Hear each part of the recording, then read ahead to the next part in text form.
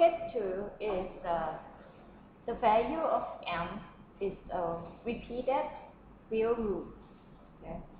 So if m1 is the root of multiplicity k, then the m solutions given in homogeneous equation are not even distinct. It means are not repeat. We would obtain k linearly independent solution as follows. For example, here we have m1 as the root of the characteristic equation for k times, just repeated for k times. They're saying that the answer yc, in order to make it linearly independent, the answer should be in the form of this: c1 plus c2x plus c3x squared plus until ck x to the power k minus 1, the whole thing times exponential of m1x.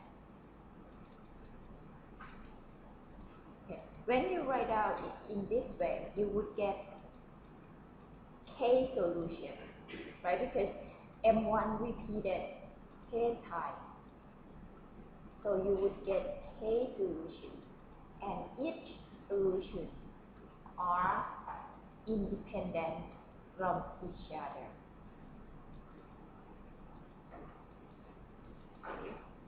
For example, if we find the value of m from our characteristic equation, we have m as 3, 3, 3, and 1. So that means with this differential equation, it is what would be the order of this differential equation if you find out that m has 4 values?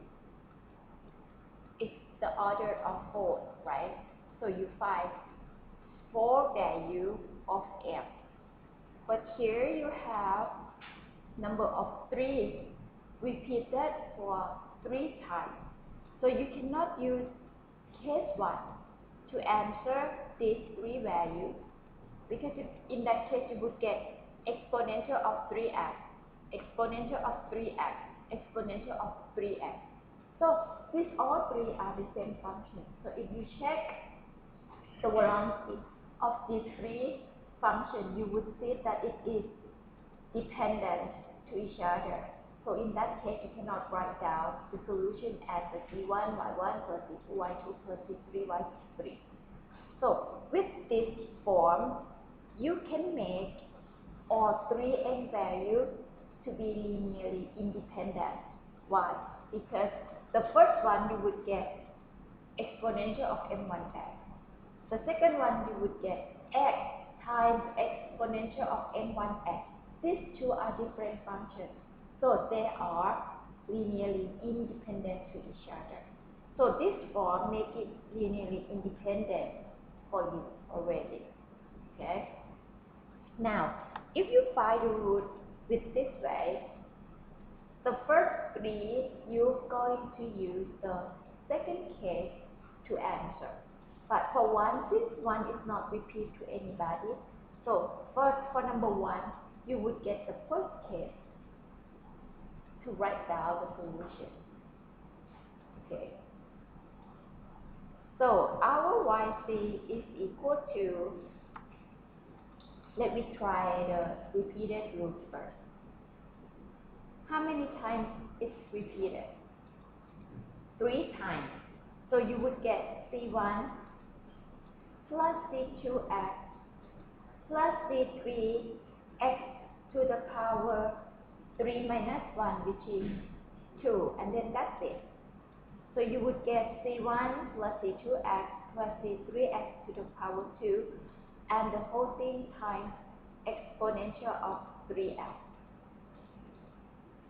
And then for 1 here, you say that, plus you have c3 already. Now, for the last one, you would say c4 exponential of x. But this one, I didn't do it as what I said to you, because I think that this one is not repeat to any one here, so I will put it first.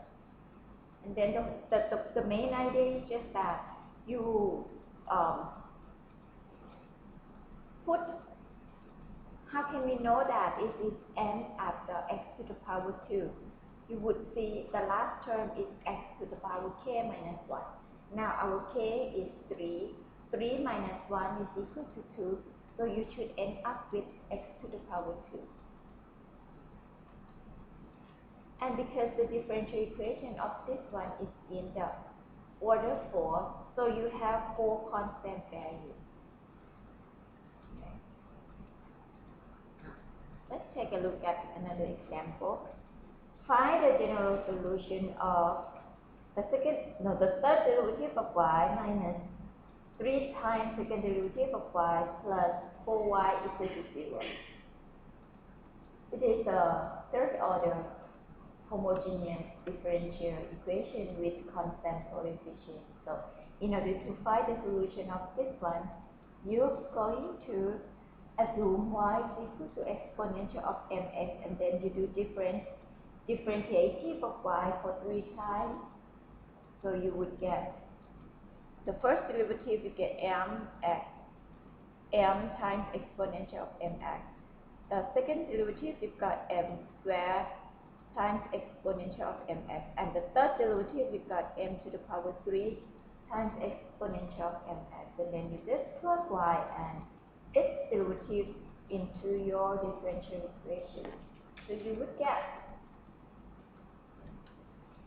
this one.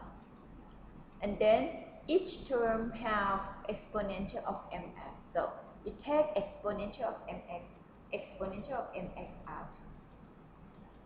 Again, the term inside the parentheses will be equal to 0 in order to make this sentence become true.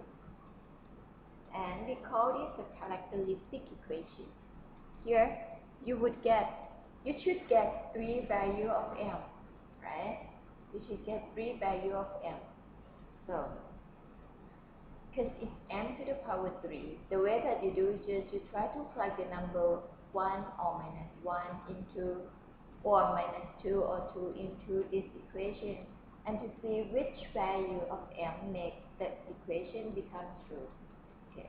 So in this case, because I see minus 3 here, I need minus 1 in order to get minus 4, and plus 4 there equal to 0. So that means my m should be equal to minus 1. So I just assume that the first m is minus 1. And I find out that if I plug minus 1 in there, it makes the equation become true. So that means m plus 1 is 1 of the term inside m to the power 3 minus 3m squared plus 4. And then after I got m plus 1 here, I want to know what would be the rest of the term. So the way that I did is just that I divide m plus 1 with m to the power 3 minus 3m squared plus 4. And then when I do dividing things, I would get the rest of the term, which is m squared minus 4m plus 4.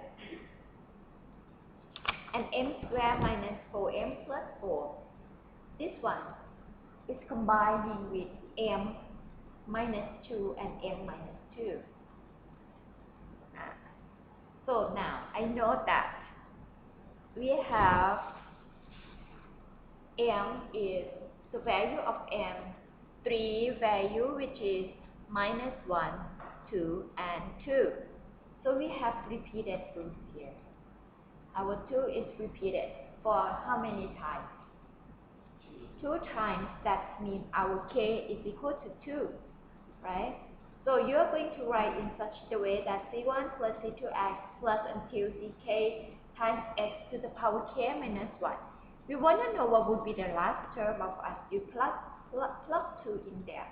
2 minus 1 equal to 1. So that means with this one, we would get only c1 plus c2x, and that's it, right? So I get this one, we use the case 1 to answer it. So we got c1 times exponential of minus x. This 2 we use the repeated rule. So we got C2 plus C3x. The whole thing times exponential of 2x. That's it.